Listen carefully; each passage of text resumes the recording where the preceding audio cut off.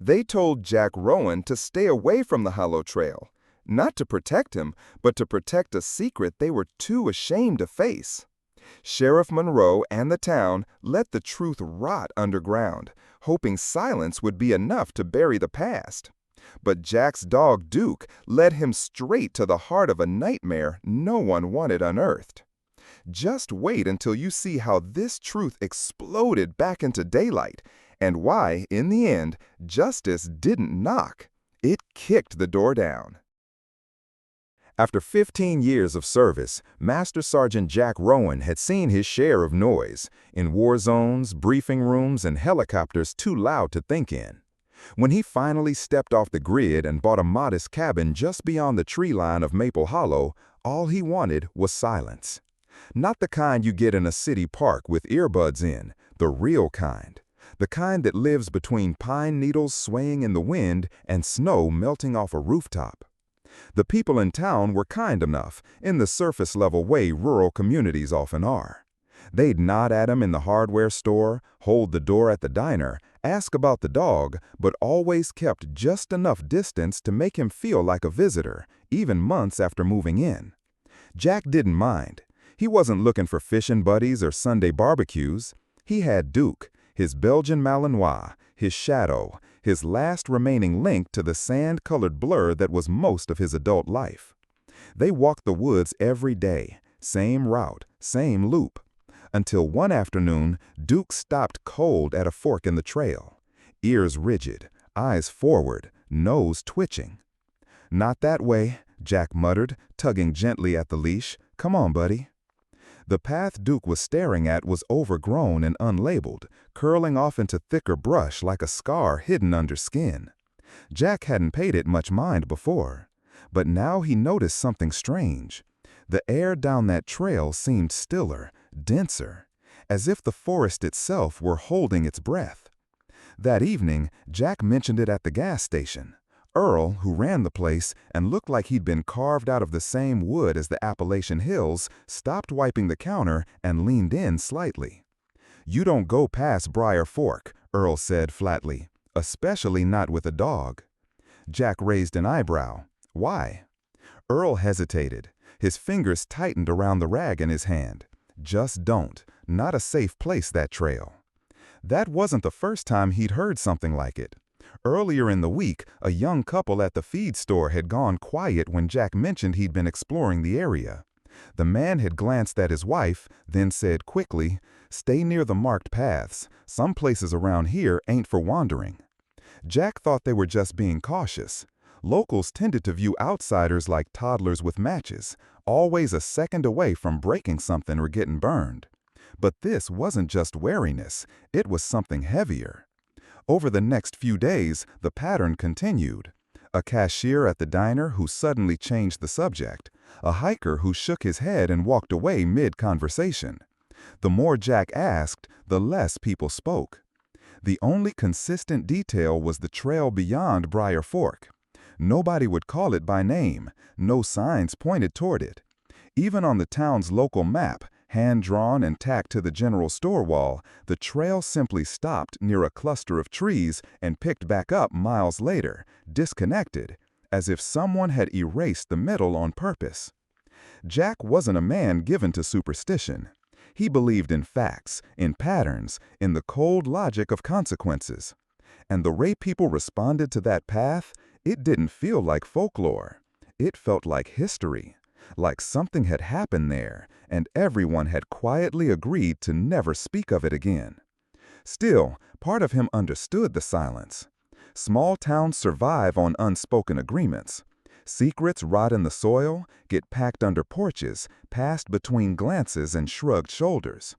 He'd seen it in villages overseas, the same eyes, the same sidelong looks, places where questions could be dangerous. But Jack wasn't the type to ignore his instincts. And Duke had already chosen the trail once. It wasn't a question of if they'd go back. It was only a question of when. It began on a Tuesday, just after dawn. The air was crisp with the first bite of approaching autumn. The kind of morning Jack Rowan usually welcomed, a sky brushed with gray, wind threading through the trees like whispers. But that day, Duke wasn't himself. The dog paced by the door, restless. Not the usual kind of alertness Jack had seen 1,000 times before. This was different. Duke's eyes were wide, focused on the tree line. His body stayed low, tense. Every few seconds, he released a low growl that curled up from his chest like a warning too old to ignore. "Easy, boy," Jack said quietly, kneeling beside him. "What is it?" But Duke didn't respond to his voice, didn't so much as glance at him. His whole attention was fixed on the woods, specifically the place beyond the bend where the hollow trail veered off from the main loop. The same trail Jack had deliberately avoided since the day Earl muttered his cryptic warning at the gas station. The trail that made the townsfolk go silent. Then, without warning, Duke lunged forward. The screen door slammed open with the force of his leap. By the time Jack grabbed his boots, the dog had already vanished into the trees. "Damn it, Duke." Jack grabbed his rifle on instinct, not because he expected trouble, but because old habits didn't break easily. A flashlight went in his jacket pocket, just in case, and then he followed. The woods swallowed him faster than he expected.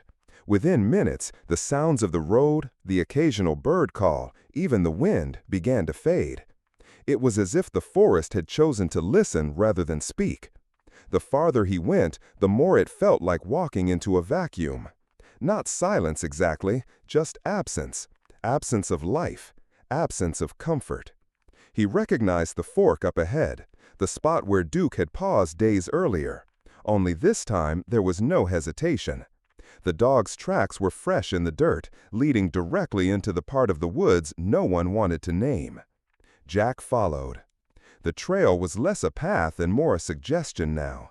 Twigs snapped beneath his boots, but even that sound felt muted. Trees here didn't grow like the ones near his cabin. They twisted in strange directions, leaning toward each other as if conspiring. Some were bent at odd angles, as if pushed or yanked. More than once, Jack caught himself scanning the shadows for movement, not expecting anything in particular, but unable to shake the sensation of being watched. Then he saw it. A rusted trail cam bolted into a birch tree, barely visible behind a drape of moss. The lens had been shattered. Not cracked by weather or age, shattered, deliberately. The metal casing was dented inward, like something had struck it hard, with purpose. Jack stepped closer, brushing back the moss, and noticed something even stranger. The tree bark beneath the camera was scored. Thin gouges, 5 across, uneven. Like claw marks. Not the kind from a bear, something smaller, faster, more precise. The soil nearby was disturbed, darker than the rest. Jack crouched down and pressed 2 fingers to the dirt. Still wet. And then the smell hit him. It wasn't the usual forest rot, not decay, not animal musk. This was sharp, bitter, chemical, like something you'd find in a maintenance shed or inside an old air filter unit. Artificial and intrusive, a stench that didn't belong in any natural environment. Jack straightened slowly, his instincts tightening around him like armor. He checked the rifle's chamber, quietly. His breath stayed even, but his heartbeat picked up. Not from panic, from memory. And then he heard Duke, barking in the distance, urgent, repetitive. Not out of aggression, but alert. He ran. Just past the crest of a shallow ridge, nestled beneath a canopy of dead branches and layers of brittle leaves, Duke was clawing furiously at the ground. Jack reached him and froze. There, half buried in the forest floor, was a steel hatch, flat, unmarked, camouflaged under layers of earth and leaf litter. Duke had already exposed part of the surface, enough for Jack to see that it hadn't been touched in years. And yet, it wasn't rusted shut. The hinges looked oiled, maintained, recently. Jack knelt beside it and placed a hand on the cold metal. He expected resistance, but the handle turned with a soft mechanical click. Duke stopped barking. Everything went quiet again. And Jack knew, beyond doubt that whatever the townspeople were hiding, it wasn't folklore, it wasn't superstition. It was beneath his feet. The hatch opened with an unsettling ease. No rusted hinges groaning, no debris to clear. Just a soft, metallic click, as though someone had been down there recently, or worse, never truly left. Jack stared into the darkness below. Cold air drifted upward, laced with that same artificial scent he'd noticed near the shattered trail cam. It wasn't rot. It was sterile, mechanical. The kind of filtered air you find in sealed environments, bunkers, vaults, laboratories. He looked at Duke, who stood still now, silent but alert, no longer growling, just watching, waiting. Jack gripped the ladder and descended. The temperature dropped quickly, 10 feet, then 15. The light from the open hatch grew smaller above him until all that remained was the narrow glow of the flashlight clipped to his jacket. The steel ladder ended in a concrete corridor, walls bare, floor slick with moisture, faintly humming from somewhere unseen. Electricity. There was still power here. Jack moved slowly, his steps echoing in the emptiness. Duke followed behind, paws quiet against the floor. The deeper they went, the more time seemed to distort. A familiar sensation for Jack, one he'd experienced clearing bunkers overseas. Your senses sharpen, but the world around you narrows. Every corner a potential threat, every sound a signal. He turned a corner and stopped. A rusted metal door stood half open. Beyond it, a room. Not large, not clean, but unmistakably a lab. Glass beakers still sat on dusty trays. Syringes, some cracked, some sealed, lay scattered across a long overturned table. On one wall, clipboards hung crookedly, their papers yellowed and curling. Some had diagrams, others listed names, and every sheet bore a red military stamp, faded but still legible. Classified, do not duplicate. Facility code, MH07. Jack's breath caught as he took it all in. The layout, the equipment, even the way the power grid had been partially rigged to run just the essentials. It matched protocols he'd only heard rumors about during his deployment. Rumors of off-grid testing in stateside locations, long abandoned on paper, but quietly maintained in practice. Then his flashlight beam landed on something that made him freeze. A cage. Large, reinforced. One of the bars bent outward, not from rust or pressure, but force. Inside lay the skeletal remains of a dog, collapsed against one corner, its body curled in a way that made Jack's stomach turn. Around its neck, a decaying leather collar, and on that collar, a rusted metal tag, still legible beneath the corrosion. Sable, Class 3 mutation trial. For a moment, nothing moved. Even Duke stood frozen, as if sensing that they were no longer just visitors, but witnesses. Jack approached slowly. The name stirred something in the back of his memory. During his time in uniform, he'd heard whispers of experimental units, biological trials designed to test animal cognition and combat behavior under enhanced conditions. Most of it had been written off as conspiracy talk. Projects shut down decades ago. No funding, no oversight, no future. But standing there, in that forgotten lab beneath Maple Hollow, the whispers stopped being rumors. They were real. The town had hosted one of the sites. And when the program ended, or was meant to end, they didn't dismantle it. They buried it. Jack stepped back, scanning the room again. There were photos on the wall now, partially hidden by mildew. Black and white images of dogs in harnesses, in surgical prep, in cages. One of the handlers wore a patch he recognized. Army Medical Research Unit, domestic. And then the noise came. A clang, distant, above. Jack turned sharply. Too late. The hatch door slammed shut. The echo thundered down the concrete hallway, followed by an unnatural silence. He broke into a run, Duke beside him, but by the time they reached the ladder, the hatch had sealed, not just closed, but locked. He pulled at the mechanism, no give. Then, as if on cue, a siren, sharp and mechanical, roared to life. Red emergency lights pulsed across the hallway. Somewhere fans kicked in. Dust billowed from vents. The facility wasn't just powered, it was awake. And then came the sound. Not the siren, not the fans. Something else. Movement. Slow, wet, deliberate. Coming from deeper in the bunker. Jack raised his rifle. Duke growled low again. Whatever had been buried wasn't entirely dead. And now, it knew they were here. The sound came first, a low, uneven scraping against concrete, punctuated by the hollow thud of heavy limbs dragging across the floor. Jack pressed his back to the wall, rifle ready, every muscle locked tight. His flashlight flickered as the emergency sirens kept pulsing red.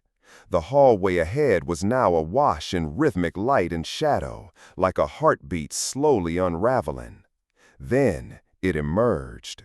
From the corner of the corridor, a shape pulled itself into view, a creature once canine in form, but only barely.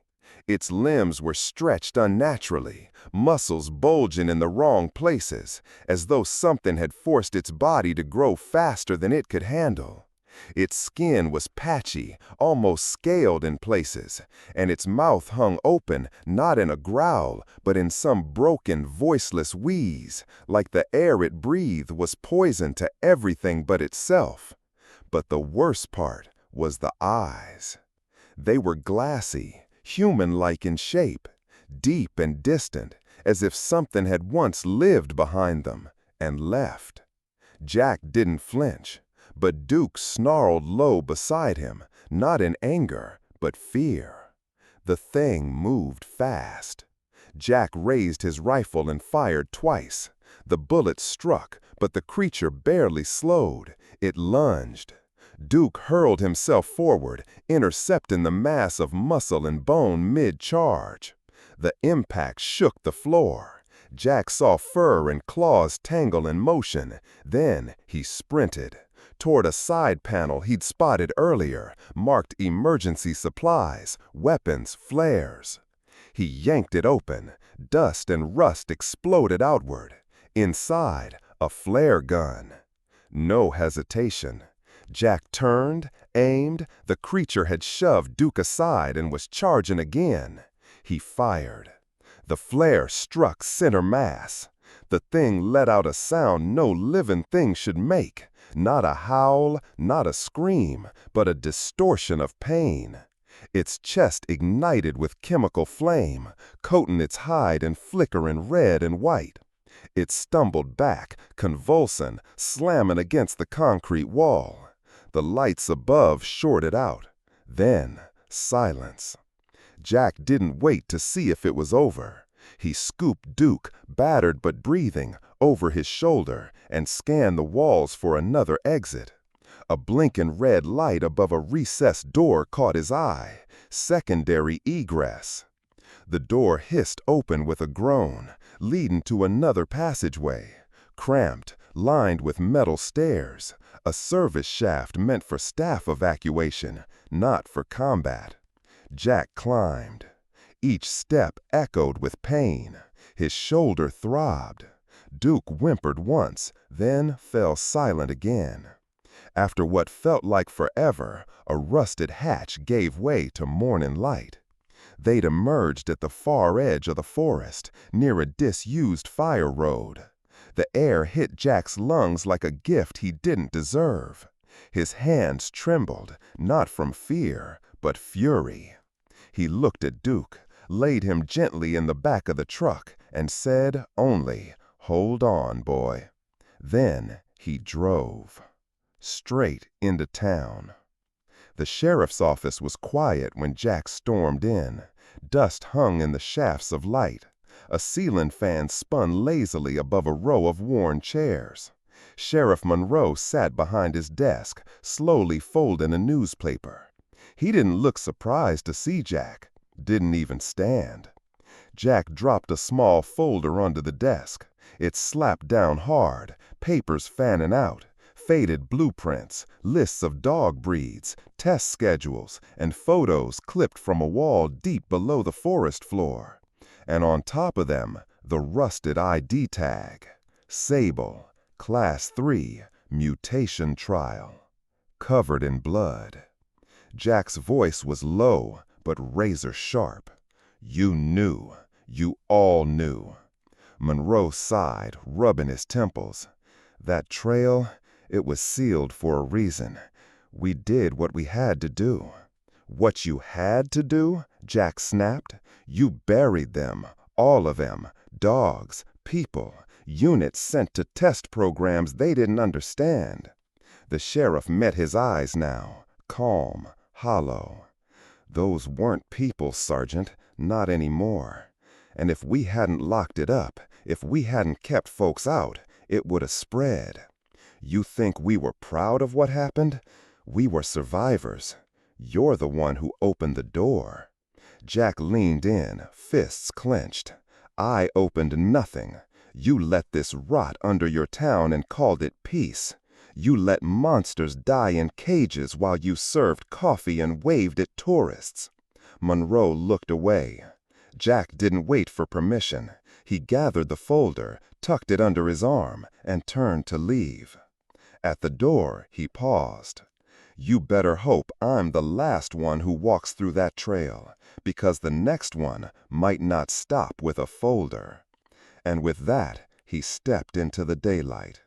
Behind him, the sheriff sat still, the sound of the ceiling fan turning overhead, the only thing moving.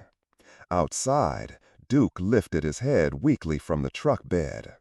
Jack placed a hand on his side and whispered, "It's over." But he didn't believe it. Not yet. Jack didn't call just anyone. He called Avery Holt, a former operations officer who'd rotated into a desk at military intelligence because he had a memory like a vault and a habit of filing the kind of reports that made other people nervous. They hadn't spoken in a year. They didn't need to. Jack said the name of the town, the approximate grid, and 3 short phrases that meant more to Avery than a 10-page memo. Off-site facility, partial power, recovered materials. On the kitchen table, Jack laid everything out like evidence in a briefing. The rusted tag, the photocopied schedules, the clipped photos, the small drive he'd pulled from a wall terminal, still wrapped in the anti-static pouch he'd found. He photographed each item with timestamps, sealed them in bags, labeled them by hand. Old habits. Chain of custody wasn't just a rule, it was a promise to the truth. Duke slept nearby on an old quilt, bandaged and breathing steadily. Every so often the dog's ears twitched. Every so often Jack glanced over and exhaled like he was reminding both of them they were still here. A drone called back within minutes. "I'm initiating a quiet look," he said, voice all business. "You'll see movement inside 48 hours. Sit tight. Don't go back. And Jack, send me the packet now, full copies. Keep the original secured."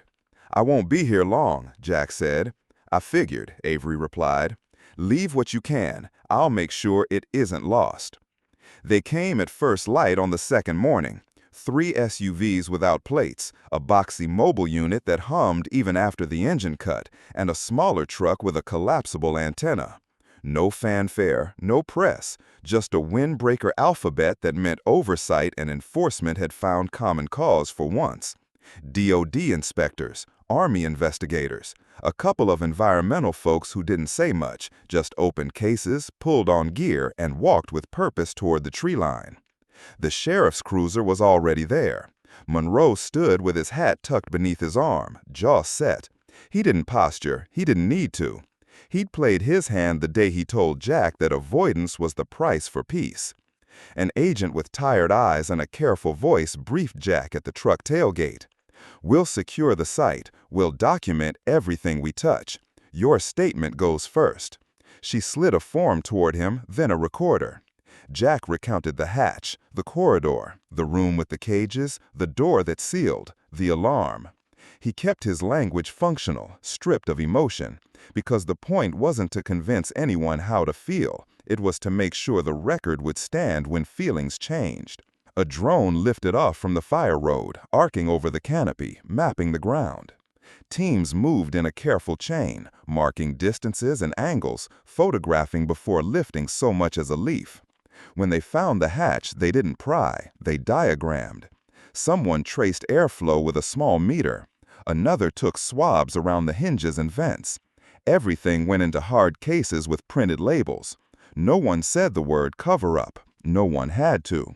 Process, correctly done, speaks loud enough. By noon, the site was surrounded with temporary fencing and warning placards that said nothing specific, only that entry was prohibited while a public safety assessment was underway. The words were bland on purpose. The work behind them wasn't. The town reacted like a body receiving a vaccine. Some shock, some denial, a fever of rumor. At the diner, a man in a seed cap muttered about outsiders chasing ghosts. On the porch of the hardware store, an older woman pressed a hand to her mouth and whispered that she remembered hearing strange noises once, years ago, when the wind came from the ridge. At the gas station, Earl pumped fuel and kept his answer short. He met Jack's eyes exactly once and gave the smallest nod a person could give without moving. Late that afternoon, a quiet meeting unfolded in the church fellowship hall. No cameras, a few council members, Monroe, 2 agents with folders, and a dozen townspeople who hadn't decided whether they were witnesses or bystanders. The agents spoke plainly. A legacy installation existed under municipal land. It should have been decommissioned. It was not. There would be documentation, and there would be remediation. There would also be questions. Older contracts, maintenance logs, who paid to keep air moving in a place that was supposed to be sealed. The words never accused, but they never flinched. "Why dredge up something that hurt us?" someone asked from the back. "Because it still hurts you," the agent replied. "You just learned to live around it." Sheriff Monroe did not dispute the warrants. He didn't welcome them either. He stared at the tabletop with the look of a man measuring the distance between intention and consequence. When it was his turn to speak, he said only, "We kept people away." It wasn't an excuse. It was an epitaph for a choice that had outlived its usefulness. Evidence moved from the bunker to the mobile unit in steady lines. Binders sealed in plastic sleeves, drives in shielded bags, fragments cataloged with patient hands. A respectful team handled the remains. They didn't talk while they worked. Jack stepped aside, palm resting on Duke's shoulders, and kept his eyes on the ridge until the cases were closed. By evening, a short bulletin went out through the county channels. No details, only the assurance that an interagency presence was conducting a safety review and requesting the public keep clear of designated areas until further notice. It read like all such bulletins do. Cautious, dry, deliberate. But Maple Hollow didn't need the words. The fences already spoke. Within 48 hours, the hatch was boxed in under a temporary structure, the power rerouted into monitored systems, and the approach cut off by gates that locked with a sound you could feel in your teeth. The trail disappeared beneath fresh signage. The secrecy didn't. It simply changed owners. This time, though, it came with case numbers and signatures. Jack didn't wait for the press or for the second wave of suits who would inevitably arrive to ask the same questions a new way. He left a sealed envelope with the senior agent, original photos, the collar tag, a copy of his statement, and a note for Avery that said, "You were right to pick up. I was right to call." Then he packed the cabin the way he'd learned to pack a rucksack. 2 bags, 1 box, leave the rest. He left the key with a neighbor who'd never asked more than a first name. He set a bowl of water on the porch for the stray tabby that sometimes watched Duke from the woodpile. He stood in the doorway for a long minute, not because he loved the place, but because it had been quiet when he needed quiet. That felt worth acknowledging. On the way out of town, he stopped at the station for fuel. Earl came out, wiped his hands, and said, "Dog's looking better." "He's stubborn," Jack said. "Good trait around here," Earl replied, then nodded once more, as if the subject had been properly concluded. The road unfurled toward the ridge, switchbacks and long sightlines where the land opened into low blue distance. Duke shifted on the blanket in the back seat, the bandage snug beneath his harness. When the truck leveled out, Jack glanced in the mirror. "You always knew where the truth was, didn't you?" he said, not expecting an answer. Duke thumped his tail once against the seat and stuck his nose toward the open window, letting the wind ruffle the fur around his ears. For a few miles, they didn't pass another car. The world felt bigger than the town, bigger than the trail, bigger than any single secret. Maple Hollow's silence hadn't been shattered by sirens or headlines. It had been broken by the simple fact of being seen. A folder on a desk, a sealed case in a van, a line in a ledger that told a different story than the one people had been repeating to themselves for years. Maybe there would be hearings, maybe there would be letters and statements and a careful apology that softened the edges of what really happened. That wasn't Jack's job anymore. His job had been to walk into a place no one wanted to name and refuse to leave the truth behind. The ridge dropped away to rolling pasture. A hawk hung over a field, motionless except for a single tilt of its wings. Jack eased the window down another inch. The air smelled like pine and sun-warmed dust. Relief didn't arrive as a cheer or a weight lifted all at once. It came like steady breathing after a hard climb, a rhythm you could finally trust. Not because justice had finished its work, he knew better than that, but because the quiet in front of him was honest. No more whispers at the counter, no more unmarked paths. Just open road, a dog dozing to the hum of the tires, and a promise, however small, that the truth now had a place to live besides the dark. He drove on, and the town fell behind like a chapter closed with care.